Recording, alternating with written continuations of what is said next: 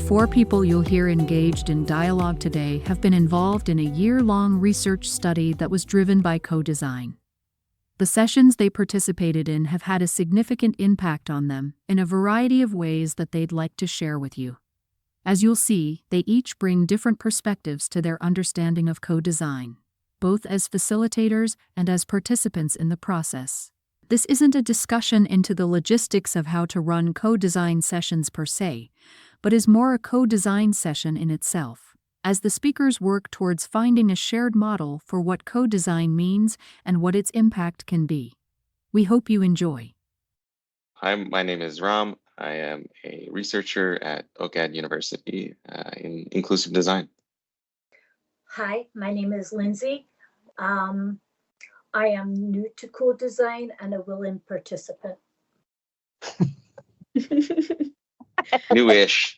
Hi, I'm Tamara. I'm a designer and researcher and alumni of the Inclusive Design program at OCAD. Hi, I'm Caroline. I'm a participant and loving it. Co-design's, in a way, it's kind of a vague concept, even for me, having, and I don't know, Tamara, you can chime in on that, without like a really clear definition. And it's also, I'm finding a term that's used a lot. Like people will say, like, I'm going to do co-design, or it gets kind of co-opted into other, maybe like marketing practices. It's like kind of like a focus group, maybe.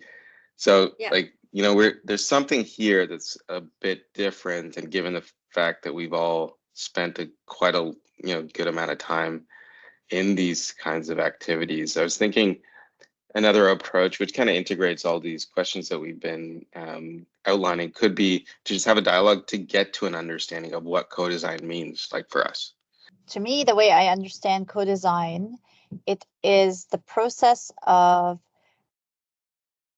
trying to see what is needed, and rather than presenting a completed product, to actually slowly work through the development and the brainstorming of an end result. So you don't really know what the end result you're going for is, but it's about the process of how you're going to get there. And that's what my life has been built in process. It doesn't matter if you're making an omelette and it comes out with scrambled eggs. It's how you got there it's the journey. Mm-hmm. Yeah. And a lot of people like myself don't get to go on that journey. I remember the first thing I made with you guys, and I don't think you were there. That was, I made a caterpillar because I didn't know anything to deal with. Everybody else was making products that were technical. You would use this to do a speech or tell somebody to do something. I said, well, I did a caterpillar. It's made up of all different pieces, and then it goes into a pupa stage, and then when it comes out of the pupa, it's a butterfly. So you've had the design ideas. You've sat and thought about it. Now it's blossomed. It's come to be. So and co-design is that mystery goo in the cocoon. Yes. That does its magic. Yes. The butterfly comes out. That was my very first experience with co-design, and I think that I'm stuck in the pupa stage, but I'm going to be a butterfly soon.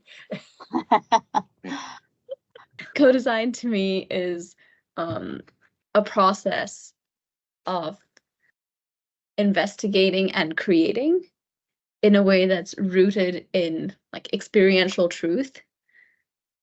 And the most important thing here is, I think, making sure that the outcome is created with the people it's meant for, rather than for the people it's meant for. And because it's rooted in experiential truth, the outcome usually is something that really touches on what's needed. It's much more thoughtful. Instead of designing something and saying to people, what would you change in this? Now it's how would you make that? How would that be more? How could we make this beneficial to you? what can we do? What sort of product can we make? Rather than saying, here's the product, what's wrong with it? How do we fix it? Interesting. Okay, so it's like a process. Yes. Process versus product. You're stealing my lines. But in terms of like the research process, in research terms, we might use the terms like induction versus deduction. Right. And like induction is kind of this bottom-up process where you sort of see what happens, whereas like deduction in a lot of traditional research would be you have a hypothesis or an aim that you have in mind. You think this is going to work, and then you're testing to see whether like it actually does work in the way you hoped or not, and then you learn from that and you move forward. But this inductive process is a little, in a way, maybe because of the way we're conditioned generally and you're taught, is not the norm. Like it's not so intuitive, although once you really go into it, it's kind of becomes the more intuitive way, is what I've personally found. It's like it starts with us all just exploring something. And if we think back right to the beginning of the co-design, it was just some conversations that started to go, oh, wait a second, there's some differences in perspective that, we maybe on the research side hadn't considered. And then that becomes where, okay, let's explore that further with parts. And then suddenly, okay, wait a second, maybe we could build something that kind of reflects the nature of that problem, or like kind of closes a gap. And then you start to go, oh, that does something because the participants have given us feedback. And now it's not even like really a participant and facilitator dynamic. Suddenly it sort of flattens out a bit, those relationships. And then eventually it feels like it's just kind of moving along in this organic way. And I think we're in this process of, and Tamara, you're probably like a little deeper in looking at, like really going back and looking at this year of co-design and trying to trace back that kind of flow through it, and like just like how stuff kind of came about. Because again, it's not like we had some goal specific tool you wanted to build from the beginning. In fact, that would probably have screwed it up a bit. So I think I think that's good. Yeah. So if you have a goal and a thing, then you're guiding the minds of the team you've assembled, rather than have them give you some ideas to put forward.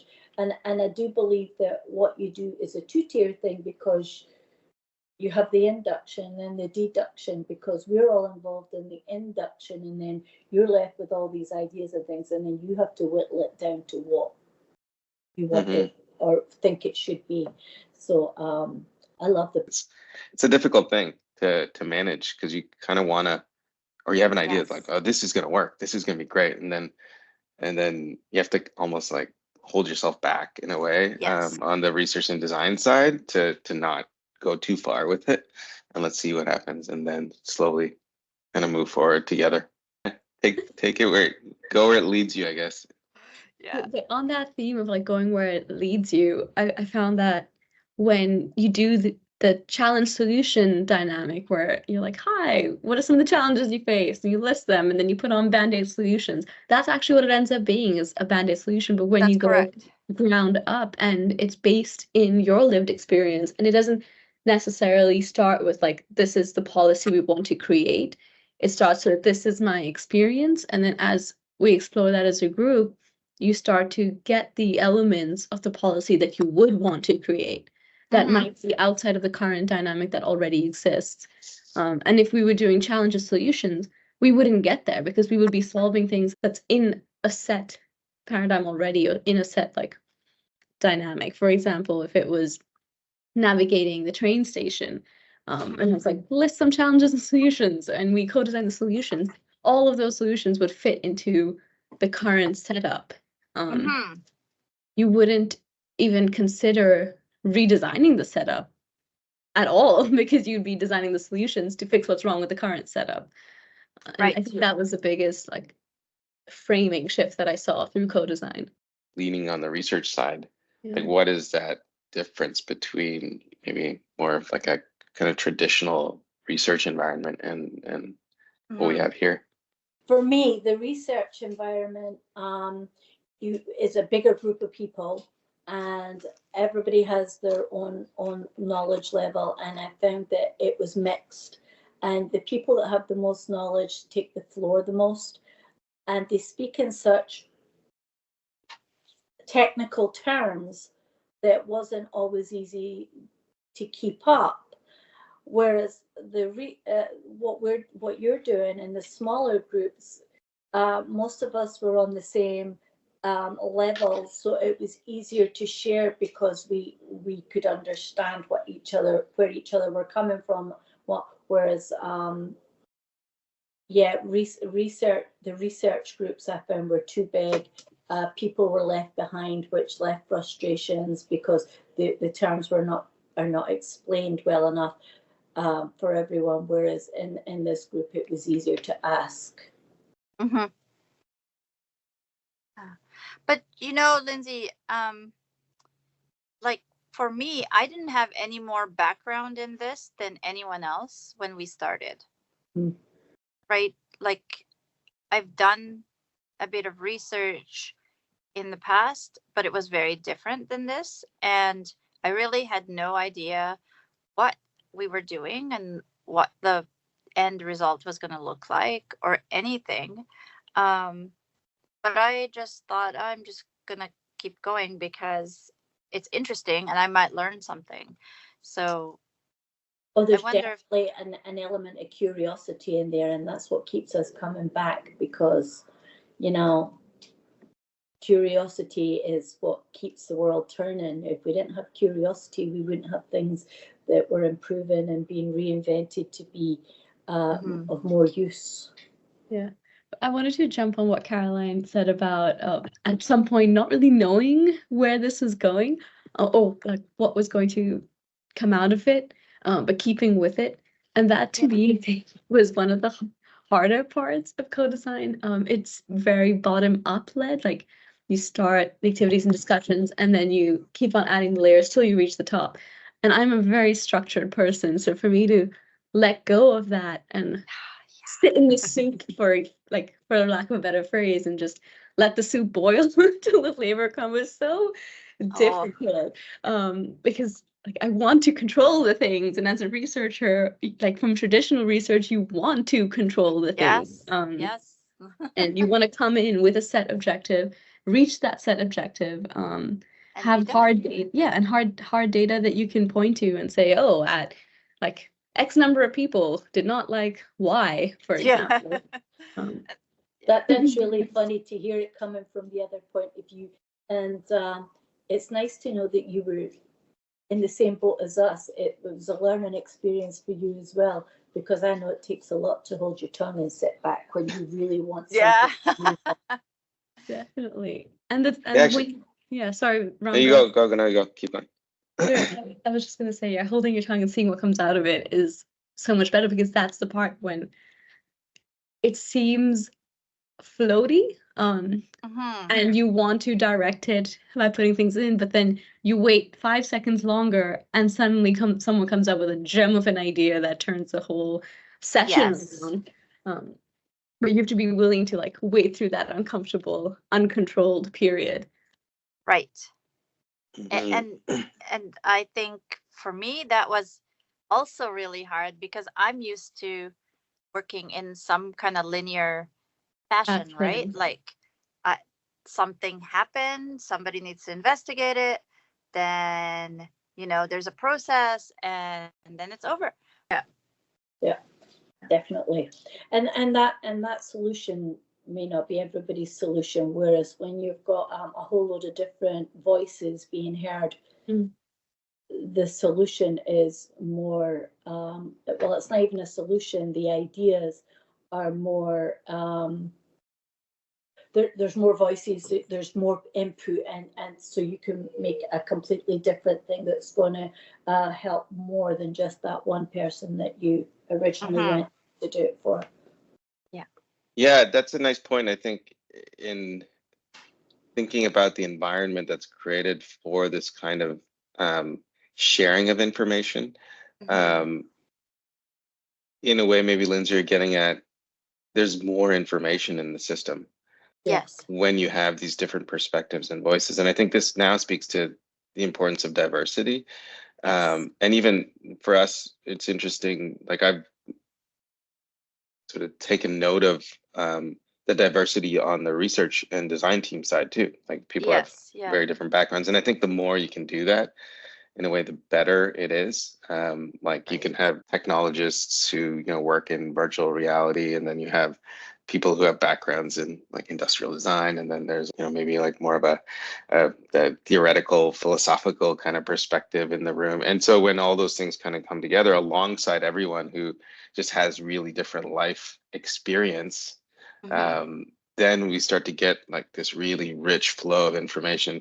At points it's like almost too much information, and but that is kind of the point, right? Like you're in the co-design environment kind of exploding in all of this information from all these perspectives, and then the real challenge becomes, how do you start to make sense of that? And that, I think, is where like if you think about the research and design process, that's a really important part. Like I've been thinking about how there's this flow, right? Like there's terms people have used, like these, I don't know, double diamonds and things like this. So it's like kind of this idea of you creating an environment where there's lots of information, and then you go away and kind of like close it off, and that becomes like an idea or a prototype. And then you put that back into the system, and then people look at it, and now it goes, oh, there's so much more information again. We're like seeing what, and then it just keeps going kind of like this back and forth, and like open and close, open and close. So I think that's like a critical part of how we can build an environment that allows for this rich exchange, and then learning collectively how to like make sense of all of that information and kind of bring it together, and then let it evolve and iterate, right? So I'm starting to just see some ways of describing this co-design process in those terms, if that makes sense. Does that make sense to you? Yes. Yeah. Actually, that brings up an interesting question, and maybe you guys don't want to answer this one, but when you're reviewing all of those recordings and you're looking at whatever notes you took, how much are you seeing that had nothing to do with what you set out to learn? How much? Yeah. Sometimes it's more like small talk. I mean, my favorite part whenever I was remote was to like stop for one of the breaks, and then all the like non-related talks about different things. But when you're reviewing it for data analysis, sometimes that can be a bit challenging. And I think that's where the prototypes really helped, because it was like, oh, here's a central tangible artifact around which conversation was built, and you can tie it back to that. But because of the audio quality sometimes on Teams, or the internet quality, that was a bit difficult, and you did have to skim through. And then around like the third session, I started doing this thing where if I noticed like, oh, it seems like the conversation's getting interesting, or there's going to be things here for us to pull from, I would write down the timestamp on the Teams meeting, so that when I was reviewing the recordings for analysis, I could go to that timestamp. And so instead of taking notes sometimes became very challenging with how conversationally dynamic the co-design was. So my notebooks ended up being filled with just timestamps and like numbers of, oh, okay, at 1 hour 45 minutes, and maybe a keyword. And that really helped sort through and filter some of the just general conversational things, but also like be able to get through all of that information, delusion information, I say. It's not even necessarily about the value of the prototype in terms of like its effect on your life, but it might be the piece that allows you to keep moving forward together collectively, or else you just like it all just scrambles and it goes all over the place, so like every time I'm just thinking about this in terms of if we were to give kind of a guideline to someone who wants to run co-designs, it's like the point of the prototype isn't necessarily the solution. It's the way we conversation organize. It's like how we organize all of our information together so that we can all say, yes, this is kind of what I meant, or they can say, well, actually this isn't really what I meant, and that becomes like a nice way to move forward. Especially with like the way language can be interpreted and mean many things. I found when doing qualitative analysis of just interviews, a lot of it also depends on how you interpret the information, but when you Right. have a tangible object, prototype thing that people are guided around, it acts as a way to like verify the intention of what you said or what you meant. And that's really helpful in research as well. That also gives you the way people's minds work, because everybody went, from my experience, everybody went in different directions, even though they had the same information given to them. So that let you see all the different ways you could use the information, or how much information came from one question or one direction you gave us, and we all went in with completely different things. If we think about it as meaningful contribution, then we can see, all the sides and all the people involved feeling like that is something that's taking place. Great. That's exactly how things went and how things should go. And I know for me, you hooked me at the beginning because you touched on something that was necessary and would make my life easier when we did the grocery store. And I remember coming out of there going, if they build this, I would use it. And that was me. So the next time I was invited, what's coming up next? You hooked. And as time went on and things became a little bit more diverse, a little bit more complex, I'm like, yes, if that works, then maybe this will work. I understand where they're going with this, and this is great. So you started off simple, which got us as new people hooked, which is great. Yeah, I think that's a very strong element as well. The motivation or the internal drive that you have, even though like in the traditional dynamic, you'd be a participant, I'd be a researcher. But when you're coming in just as motivated, because this means something to you, or you're like, oh, this is a solution that I contributed that I really feel will affect things for me. And that adds so much power to what you're creating as well. We're working on things that mean stuff to everyone, like navigating like a grocery store became really a significant thing because we saw, well, this is a real challenge people have that may that may have visual impairment. And so then that becomes something that maybe motivates people to come back because you can reflect on your own life and you have lots to share and all these sorts of things. There's anecdotes and whatnot.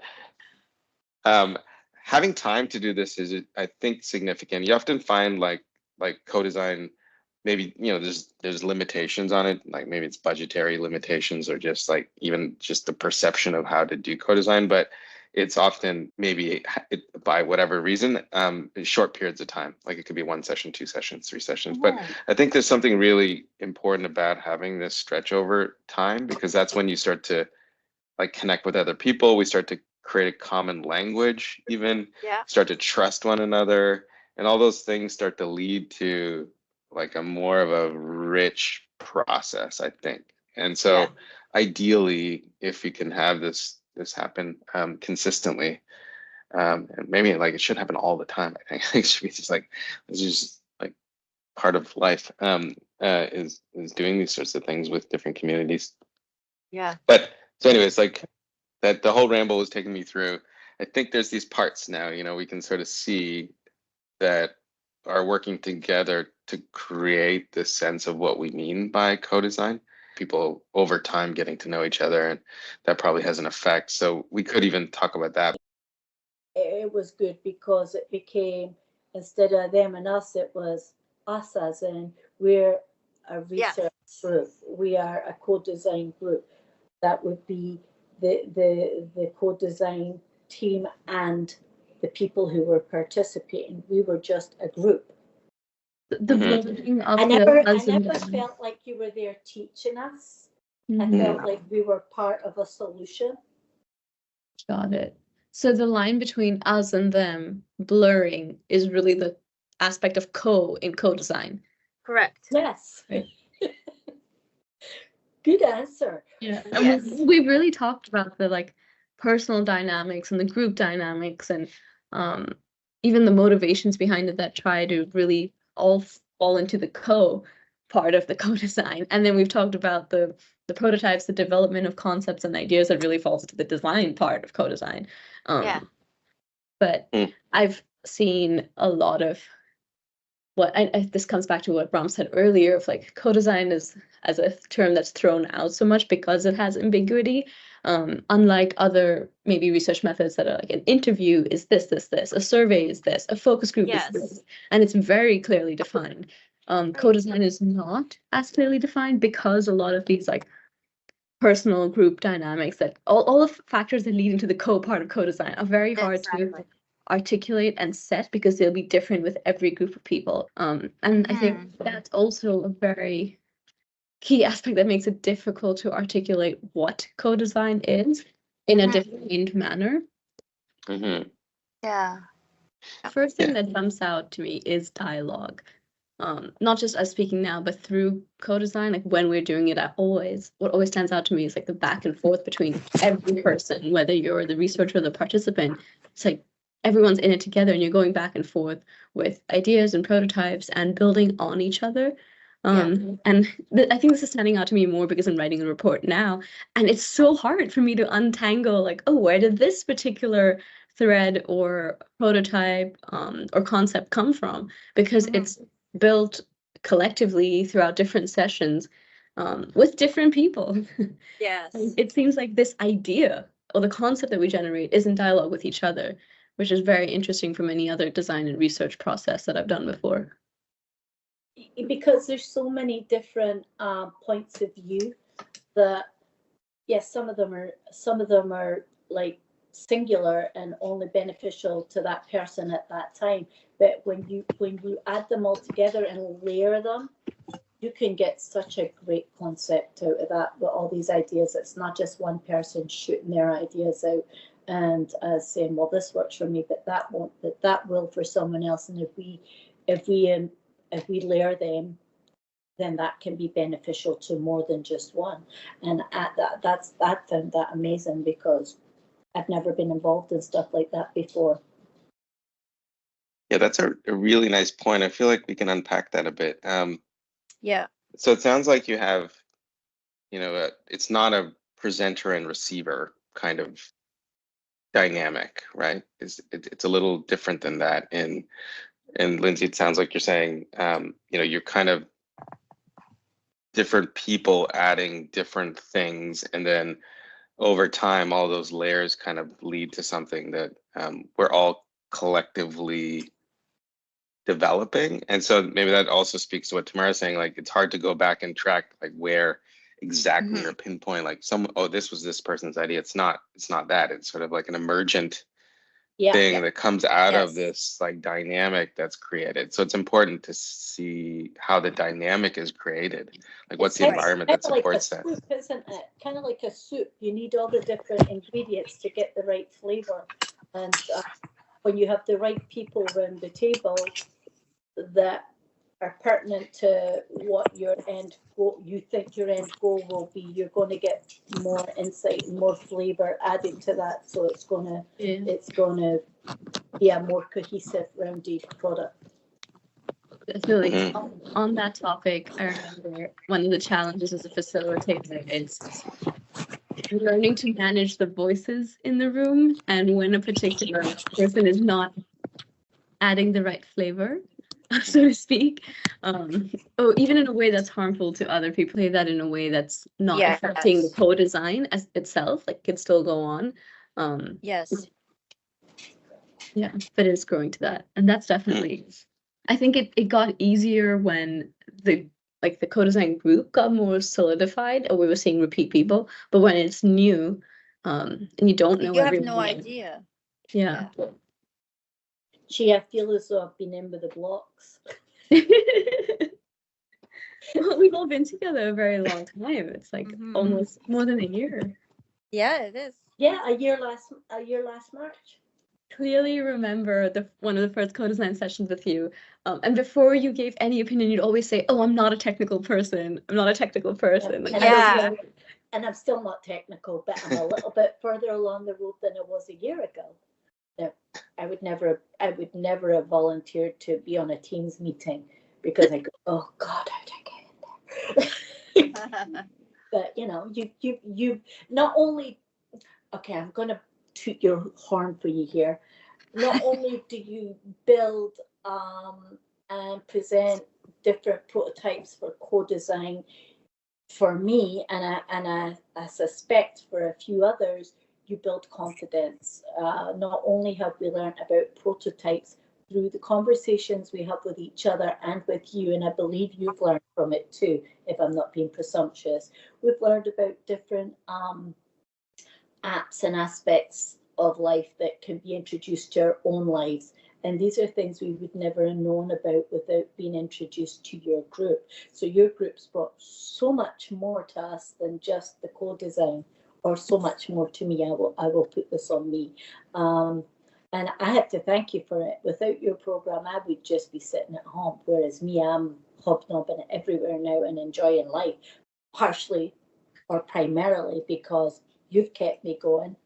And the things I've learned, even though I haven't seen all your prototypes, the things I've learned in your group have been beneficial to me as a human being, as a visually impaired human being. So thank you. That's amazing. Well, I speak my truth. I speak my truth. There. Yeah, that's it's a powerful thing to think about. Then, like, you know, we often, maybe when you use the term co-design, move towards thinking about we're making something, you know, that's like a product or a prototype or something that comes out and it's going to help for a particular solution.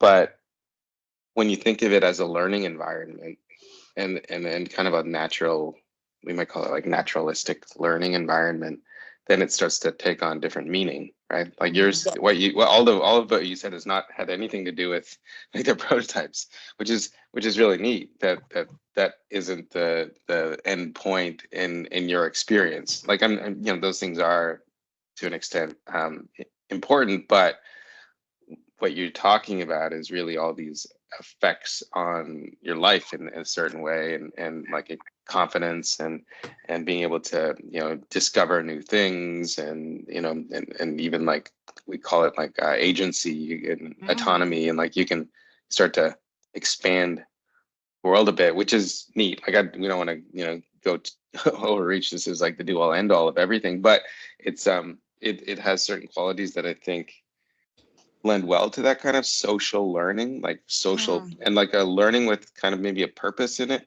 There's like I was thinking about it as a purposeful social environment. Yes. You say we're telling you what would help, but there's so many things that I have learned through other people in the session. So yeah, it's actually a really great give and take experience, which has I'm sure has improved many people's lives, and never really thought of it as being a co-design sort of thing, but just the fact that you all meet up and people can share things, not just for the co-design, but for each other, is just amazing. What we have is like a really information rich system, because you have so many people with different perspectives, and it's like this huge amount of information that gets inputted into one of these sessions. Like the initial co-design festival, for instance, it was just like so much information. You don't know what to do with it because it's just like it's all over the place. And then there's this real challenge now in moving from this dearth of information towards something that is like more manageable, you know. So you're that's this process of like narrowing that information into something that everyone starts to see together. And I think we talked about this in the last session, and I thought it was noteworthy is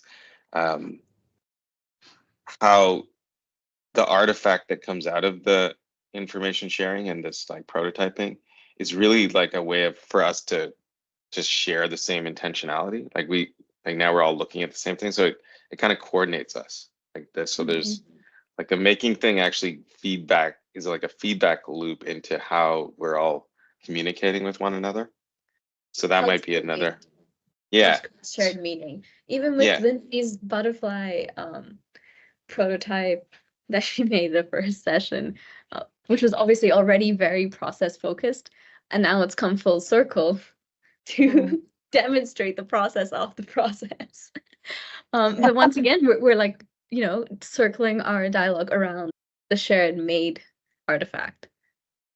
Yeah. Yes. Yeah, and I think there's like a feedback loop that's really powerful. And then as you do that, as you make something and then we all look at it and talk about it, then new information is generated from that. And then we all look at that and start to make sense of it. And then you just keep going, right? And that's what happened over the course of this year. I think you could see an evolution of all the thinking and ideas over time. So there's like a time component to this too. Yes. And I think through these sessions that you as the research team have come in with an idea or some form of idea, and by the time we're finished, I think sometimes your idea is kind of being sidestepped and something new has developed through it, and it's all through collaboration of your ideas mixing with the ideas of the people you've invited to join in these sessions. Definitely. Yeah. And everyone is a designer for themselves. Like everyone is problem solving all the time, and they're solving the problems that they need solved on an immediate basis. And so it's starting from that to then like be able to make that solution robust, I think. So that to me is why I constantly keep flipping the dynamic on you and saying that no, you're the one with the expertise.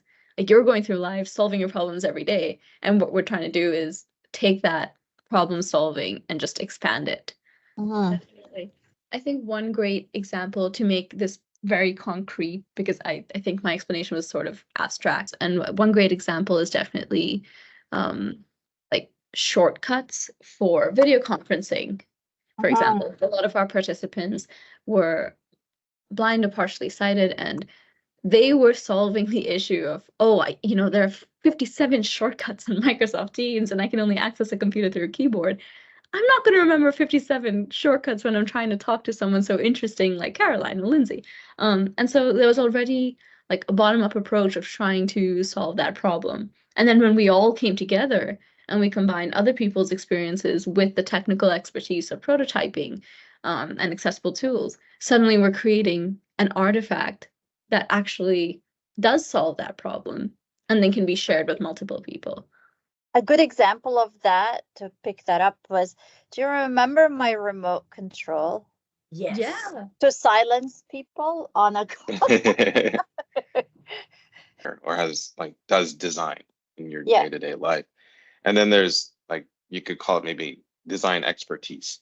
And so that would be people who maybe have spent time and developed particular skills that lend well to design work. So like, Tamara, with an industrial design background, you have certain skills that you can now apply in this environment that helps with this translation of information into like ideas and prototypes and that sort of thing. So that's like where there's the lived expertise and in relation to the design expertise, and the design expertise can grow.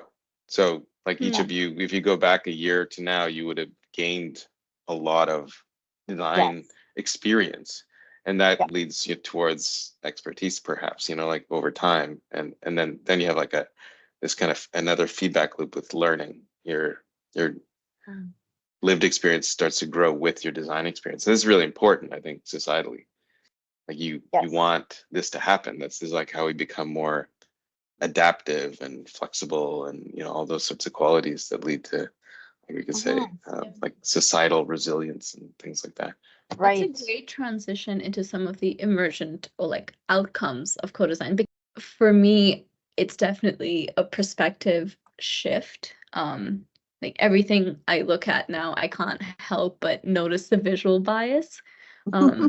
It's just every single thing. I'm looking, like I'll walk into an elevator and just grumpily shake my head. And my friends be like, what happened? Or I'll walk into a restaurant and grumpily shake my head. I'm just, okay, I'm a lot grumpier now.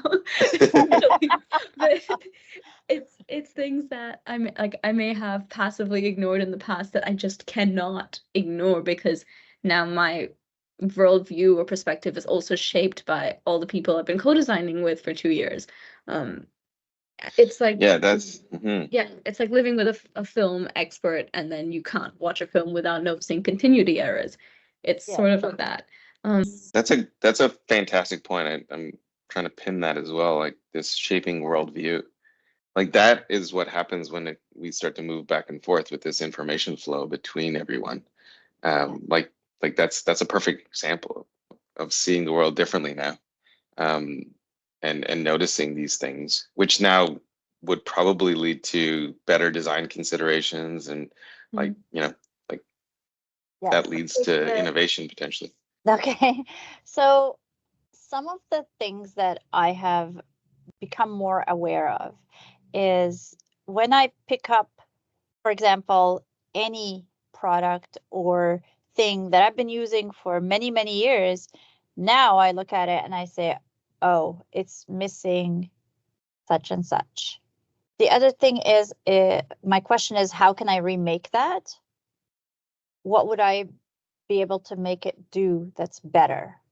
For example, I'm really excited about some sort of grocery limiting application that would tell me what's in the aisles, but it would be like a hierarchy, like these are the main aisles, and then when you click one, then it tell you here's ketchup, and then you click the ketchup and it tells you there are 4 brands. And I think like going there, that is something I had thought about in an abstract way a long time ago, because I was like, oh, I wish I could narrow this down, but now I can actually see it. Amazing. That's my my favorite project that we did, design thing that we did, was making the grocery store and saying how all that was my absolute favorite thing we did, because it made me think on a different level what could be rather than what is. For me, through the co-design things, I have learned to manipulate more apps that I never used, apps I never thought. And I think on a very simplistic level, and now I'm pushing myself to learn more about these things and see that they can do more. And I say, oh, that one doesn't do this. I'm going to switch over to this one. Well, what if they combined that one and this one? This would make this absolutely. So I now think on a different level about things that I never, because I didn't use any apps. I didn't do. Now I use them all the time. I can't believe the confidence and the freedom I have through things that I've learned in co-design, and I've now forced myself into using on a daily or weekly basis, and then asking for more. I want more. I want to know how that can, if I want to do this, how can I make that work for me? And do I need to swap halfway through and find another way of doing it? It's forced me to look at things in a different way. Lindsay, you shared something about reaching out to Go Transit. What was that story? I think I had they changed it. They were taking away all the people that work inside the buildings that are at Go Transit, and you now have to get your own tickets from the machine. The machine was not accessible to me. And I went on and on and on and said, you know what, this is just so wrong. I'm going in there. They've not taken the person away yet, but the person's making me go outside and stand. They still get my ticket for me, and that's just wrong. It's humiliating, because I do everything else myself. I get on the train, I come through the Go train station. You're putting a stopper for me right there. So they sent someone out and actually showed me how to use the machine, but you cannot use the machine unless you've got a certain headset. It doesn't speak plug the headset in, and it doesn't let you do shortcuts. You have to No. go through the whole thing, and it takes at least 5 minutes to get your ticket. But I can now do it if I have to get it. But through the whole process, they actually found some flaws in the machine themselves when they worked with someone who needed an accessibility. I love this. You guerrilla co-designed them. Yeah, you don't have to be mean to do it. You just need to know the right words, the right process, and we're learning the process through co-design. You may be learning a process to do things. That process can fall into so many different categories in your life, and that's what I'm learning. Not just through apps or through products, but through processes. The resolution and the outcome was that they asked me to be on the council. They sent someone out who actually worked with me on the machine. They found the problems that were in the machine that made it not accessible, and they listened. Yeah, so I have an example of something that happened a long time ago when I was working in Kingston at the courthouse. The elevator opened on both sides. So I never knew which floor I was on, and like it would open to the back or front, and I have no idea where it was taking me. So I got tired of this. I went down to the court office and I said, you need to braille the buttons so that I know, like if I push 2, then I know it's going to be on the courthouse level or whatever. But that took me getting lost to make that connection. I don't think it's the same as having the process to actually approach someone and make them work through what needs to happen. Like I just told them I need braille on the elevator. That's what I like. It was a completed product that's out there. I want you to use it. It's a different thing than saying you can make this better, and these are the things you need to fix. I love that. Both of you were touching on this aspect of what could be versus what is, and not just accepting what you're given, but now using your own power to change it, redesign it, remix it to get what you need and want. But that was something I never thought about before until I started going to co-design. I was always happy just is. Just is, it is what it is. Now it's what can it be?